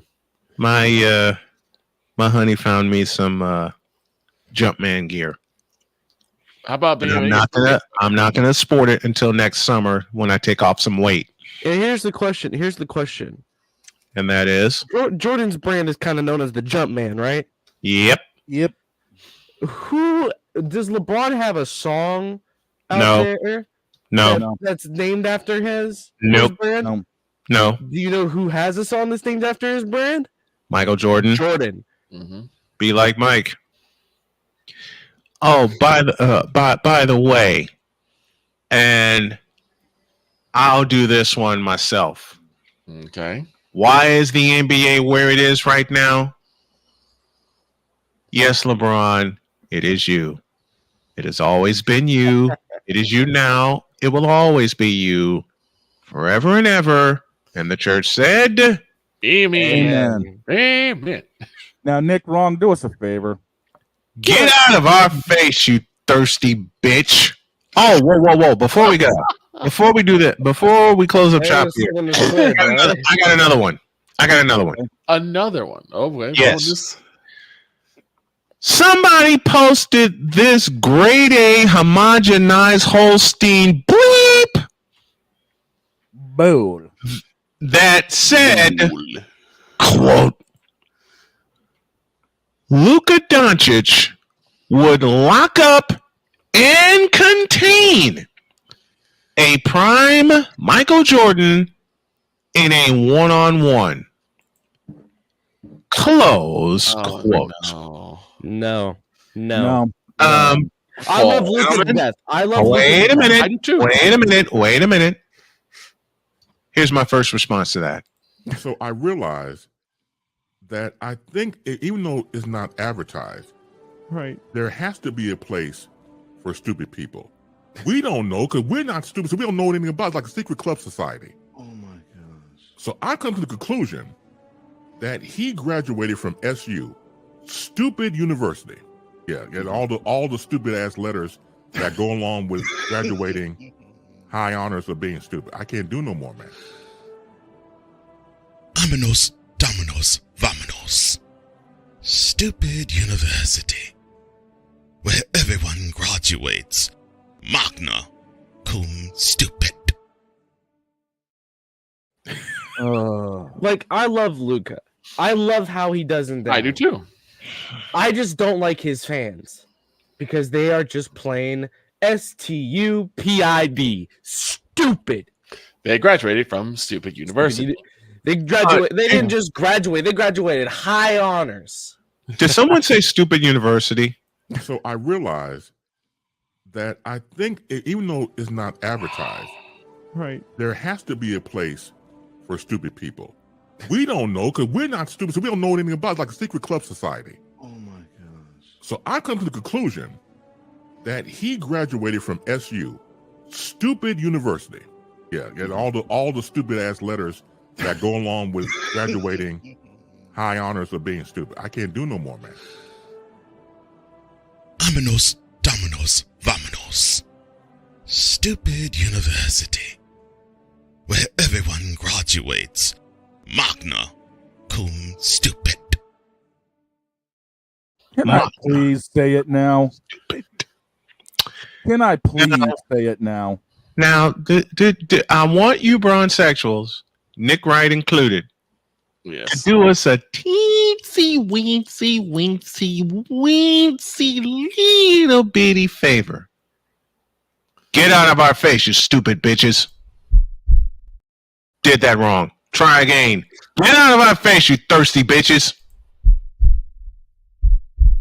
In a world where logic and sense flies completely out the window, while purple and yellow glasses are donned, rises a figure who encourages ridiculous, undying loyalty. Good Lord, I'm about to throw up. This has been yet another installment of The Bronsexual Confessions. Up next. And while you're getting out of our face, let's do one other little favor. FTL. Find the lie. Up next, we got matter of fact, I'll let Michael tell you bronsexuals himself when he said, "Stop it. Get some help." One more time for the people. In the back. Yes. At old Kemper Arena in Kansas City. Hold on. From Kemper Arena to Chicago Stadium. To the Boston Garden. Look at the private chat. One more time. The Spectrum in Philadelphia. To the old Forum in Inglewood. We say to all those people in the back seats thereof, "Stop it. Get some help." Because unfortunately, yes, LeBron, it is you.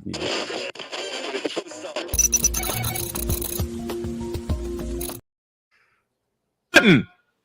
Wrong. I meant to push. I meant to push this button. Go, Shane. Yes, LeBron, it is you. It has always been you. It will continuously be you forever and ever. And the church will say, Amen. Amen. Now get out of our face, you thirsty, moronic, stupid bitches. In a world where logic and sense flies completely out the window, while purple and yellow glasses are donned, rises a figure who encourages ridiculous, undying loyalty. Good Lord, I'm about to throw up. This has been yet another installment of The Bronzexual Confessions. We got one more thing to do today, ladies and gentlemen. Anybody say soup? Wait a minute. When Dog and I talked yesterday, he sent me the college schedule of the games we're going to pick, and unfortunately, Deets won't be able to join us this morning. So we're going to make our picks and talk about them as we go, and talk about the games as we go along. But just to give you a preview of what we're looking at, Dog sent me the picks so I can graphitize them. I took a look at them and I went, "What in the all types of blue hell are these?" Because it's nothing more than a big old giant bowl of mid soup. Alpha mid soup. Let's take a break. When we get back, Alpha mid. we gonna spice up this mid soup. At least we're gonna give it some salt. Salt and cayenne Salt. No, pepper. you know what?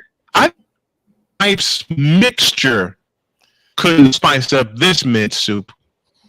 Oh man, I love y'all have seen me consume my wife's soup, chili, pasta, whatever she look. My wife loves to cook. Okay, my wife loves to cook and bake. Yeah. Your internet. All I know is, for one, we've just lost Snowman because I think his internet just decided to take a crap. It did. So when he gets back, we will get back. And we'll be talking about this mid soup because, quite frankly, I don't even have enough chili powder and crushed red pepper to make this spicy. Hey, Snowman, hit that cue. We're going to be back in a deuce. You got a lot of nerve wearing that Bruins hat. Man, shut up. Make me. The man that can make me is bugging out. So yeah. What the hell? We're still. Yeah, you're bugging out big time. Might be some. You are bugging out big ladies and time. gentlemen, don't forget to use code SITM morning when purchasing from SeatGeek, the official sponsor of Snowman in the Morning. Mm-hmm. And don't forget, use this little cash tag down here. Shane will help me point to it if he can. This little cash tag down here to help support Brian and his family.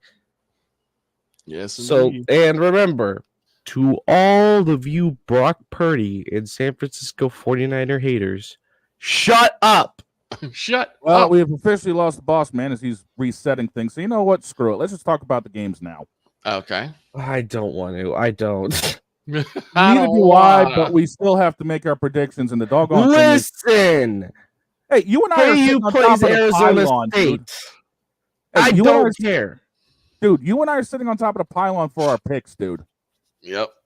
We're sitting at 11-6. Snowman and Vic, well, Snowman and Deets are sitting at 9-8, and Vic, you're sitting at 5-3.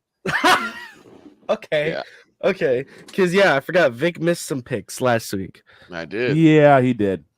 But so me and you are tied for first at 11-6. To be fair, me and you both took a loss together when picking Georgia Tech. So yeah, well, as Brian, I'm sure, is getting his internet reset. I got the entire list here, and I'm sure we'll just get the graphics up later on. Let's just get the ranked games out of the way. There ain't a whole lot of ranked games, dude, that we have because, quite frankly, like I said, it's a full blown mid soup. So actually, let's predict the 2:30 Big Ten game first. I've already got the list made up, dude. I've got the 9 games sitting in front of me. What? Okay, let's go. Let's just go down the order. All right, we've actually got number 9 Mizzou traveling to Texas A&M, and A&M's listed as a 2.5-point favorite, and the over/under is set at 48.5. Give me Mizzou.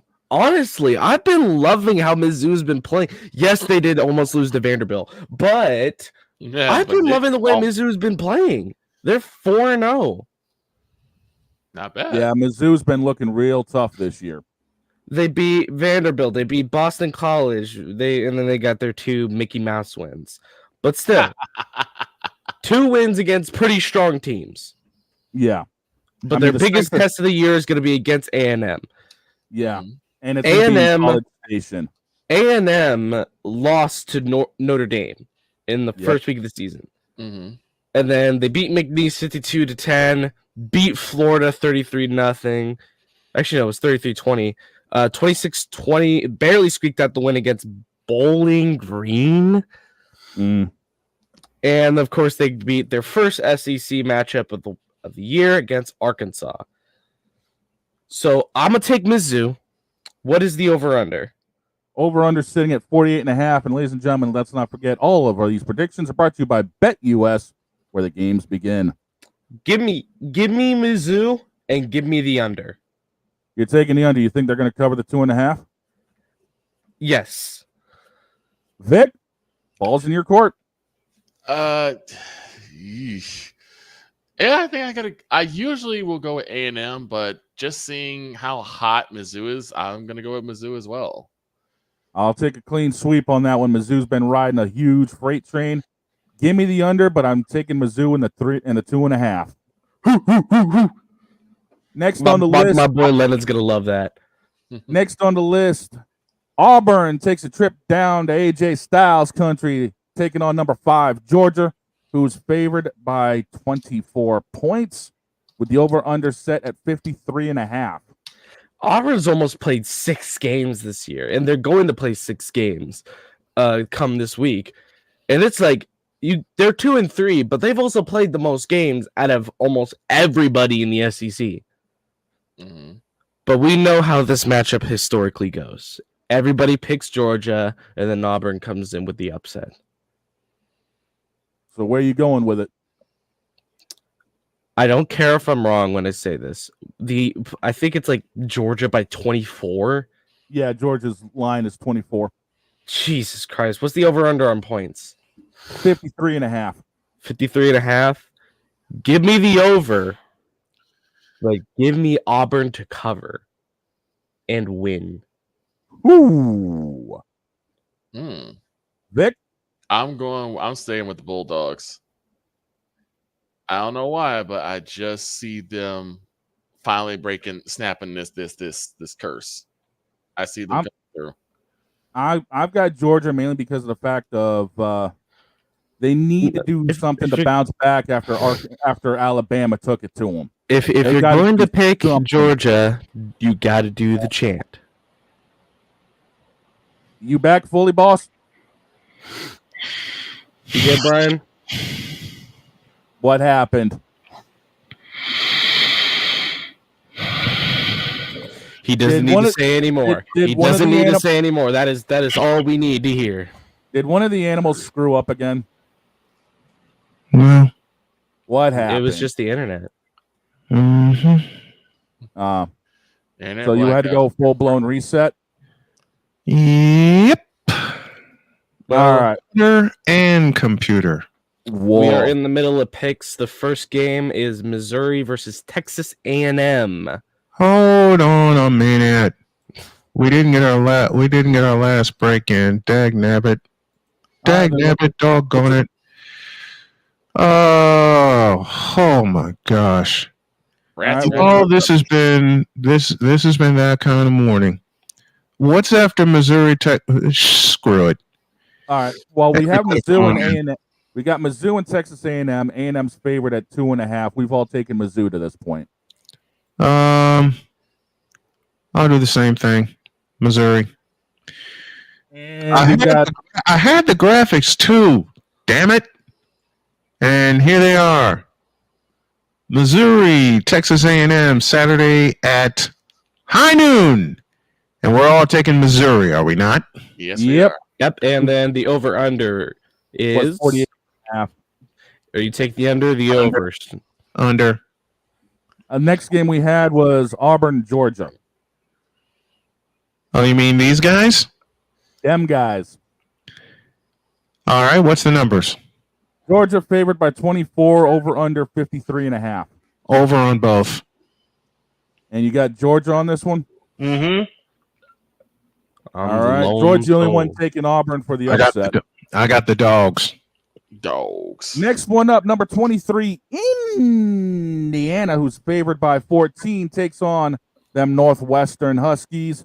The over-under set at 41.5. First of all, it's the Northwestern Wildcats. Second of all, I'm going for the upset. I say Northwestern will knock off Indiana. Right. Give me them Hoosiers. Why? All right. Go on, dog. Actually, I was going to go Vic next. Oh, okay. I'm going Northwestern Wildcats as well. I'm taking the upset in this one. It's at home. Indiana usually doesn't do well out here, out in the Pacific Northwest. I'm taking it. Northwestern is near my hometown. It's in Evanston, Illinois. Vic and I have done many a game at Walsh Ryan Arena. We have both seen Ryan Field. I can't wait to see the new Ryan Field. I'm going with my hometown Wildcats. What's the next one?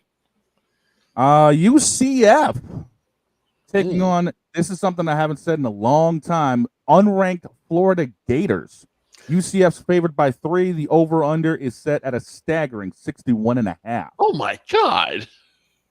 I'm going for the upset. Give me UCF. I'm going for the upset. I don't care. I don't care if my brain's fogged out on caffeine. I'm going for the upset. Right. Mr. Droid. UCF. Give me the Knights. Yeah. Vic? Yep, I'm going the same way. UCF. I'll make it unanimous because the Gators just haven't shown anything spectacular. And that's the thing is, I just thank you. You just said the point. Of Florida Gators. I have seen nothing spectacular in the last few years from Florida. And that's the unfortunate thing is they've fallen off of a cliff ever since their prominence back, even going into the mid 2010s. They've just fallen off. Exactly. Next one. Next one on the list is them Jayhawks traveling to Arizona State.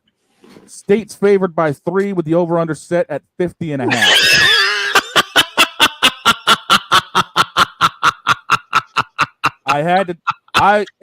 This was the only way to make it interesting was to find a couple of Homer games. That's what I said. Poor Droid. Droid, you go first. Like I said, I had to find us a couple. Give me Arizona State. I'm sorry, I can't take my Jayhawks anymore. It's getting bad. Snowman. Same. I'm going with the Devils. Going with the Arizona State Sun Devils. And again, I hope I'm wrong. ASU. I'm taking ASU. It's going to be a close one though. Yep. I like their offense a lot more though. I like what the Devils are putting. I love it. I hope I'm wrong. Yeah, I mean, Droid said that very sentence when it came to Illinois, and then Illinois surprised him in the final 2 minutes. Next one. Number 10, Michigan on the road facing Washington, who's favored by a scant 2.5. The over-under 41.5. I told you this week was a bowl of mid soup. I'm working with what I got here. Bowl of alpha mid soup. Hold on. Let me take a. Too salty. Too salty. I can't take it. No, man. This is inedible. Give me something here. It's inedible. I'm going with Washington. Michigan's run game will have nothing for that high-flying Washington offense. I'm going with the home team. I'm going with the Washington Huskies. Right. Give me Michigan, please. Going with the M. Vic? I'm going for the upset too. Walla Walla, Washington. And that city actually does exist, folks. Yeah, it does. And I'm going to be taking Washington mainly because of the fact Michigan run game has been stifled the last couple of weeks. Mm-hmm. Washington's going to keep doing it, and that offense they have is way too much, especially with the home crowd behind them. How many of these am I going to go solo on? I don't know. We got 3 left. It'll be interesting to see because the next game is West Virginia travels to Oklahoma State. Oklahoma State's favored by 3.5, and the over-under, you thought one of these games was bad. Get this. The over-under set at 65.5. Okay. And this is in Stillwater. It's in Oklahoma's backyard. It's in Stillwater. Yep. Which means Boone's Pickens Stadium is going to be a mixture of orange and black. Mm-hmm. Yep. Which means every seat in the house is going to be filled. Which means quite often you could hear the phrase from their radio announcer, pistols firing. Mm-hmm. Which means, screw it, I'm going for the upset. West Virginia. Good. Come after me. I'm a man. I'm for give me Oklahoma State. That's what. So Oklahoma State. I think he's taking the mullet. The mullet. Vic? For once in my life, I will say, give me them Cowboys. Ouch. Vic? Oh, Lord. Yeah, I'm gonna go with the home team this time. I'm going with Oklahoma State. Yep. And you know what? I'm calling for an upset. I got West Virginia. It's going to be close, but I'm taking the upset in this one. All right. Next one.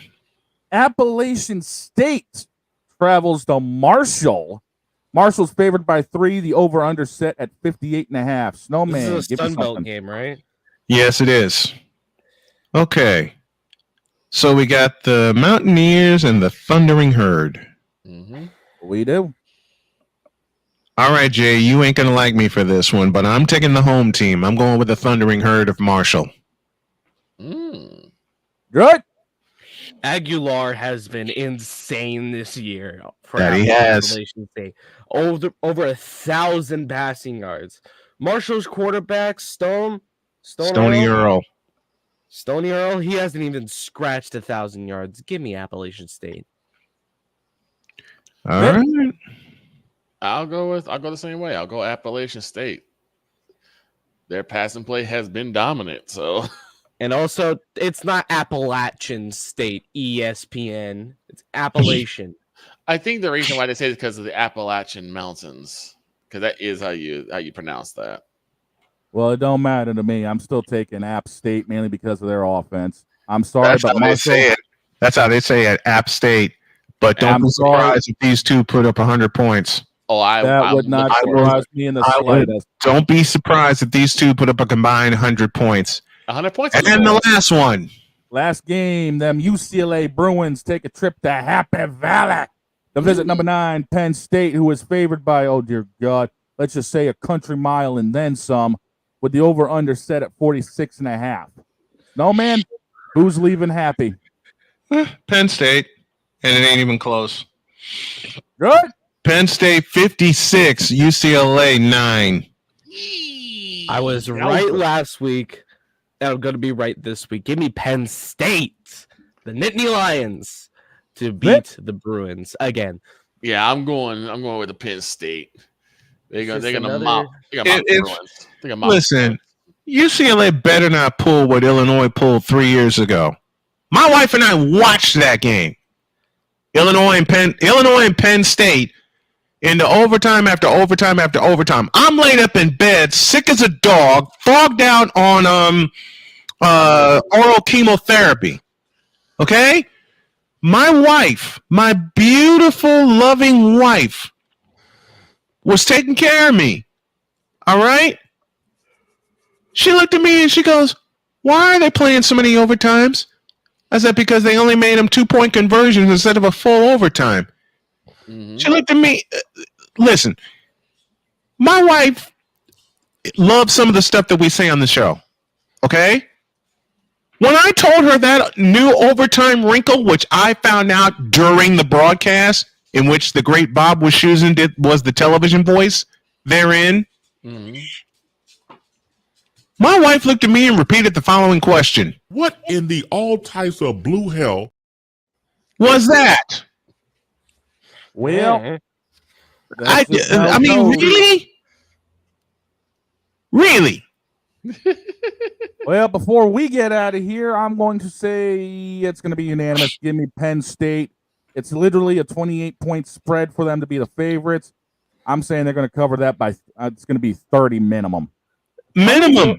I really wanted to throw in an extra game, but I want to get out of here. What's the extra game? Who you got? What's the extra game?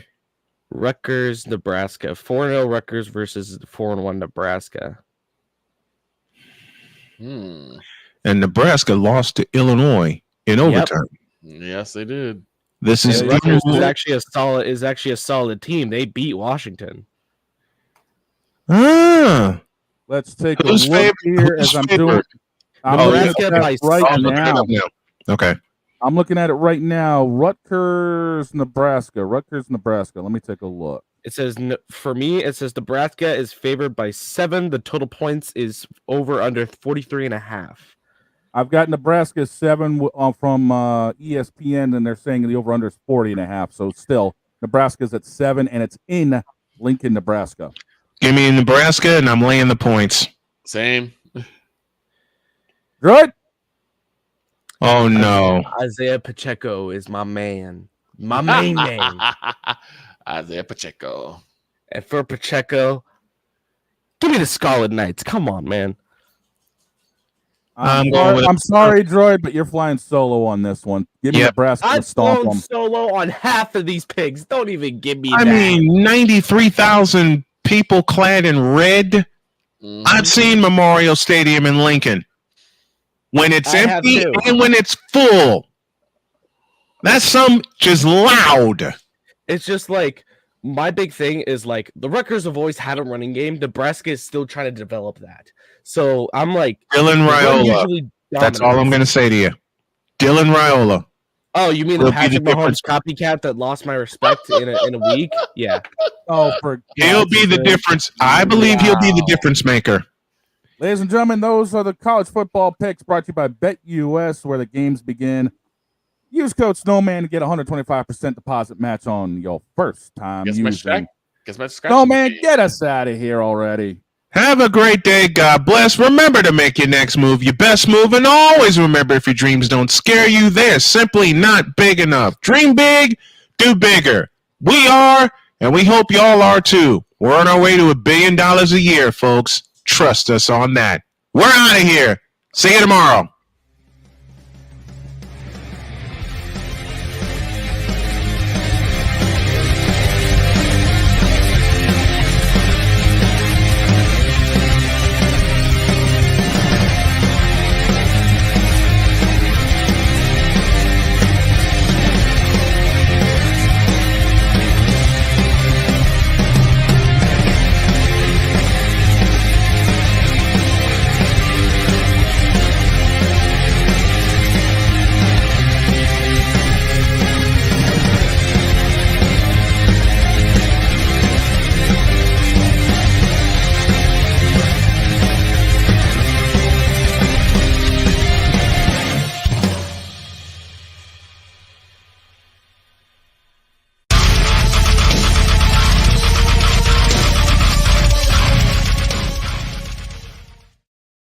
We have a guest picker for tomorrow. We'll let you know who it is when they arrive. See you then. Oh, Nick wrong.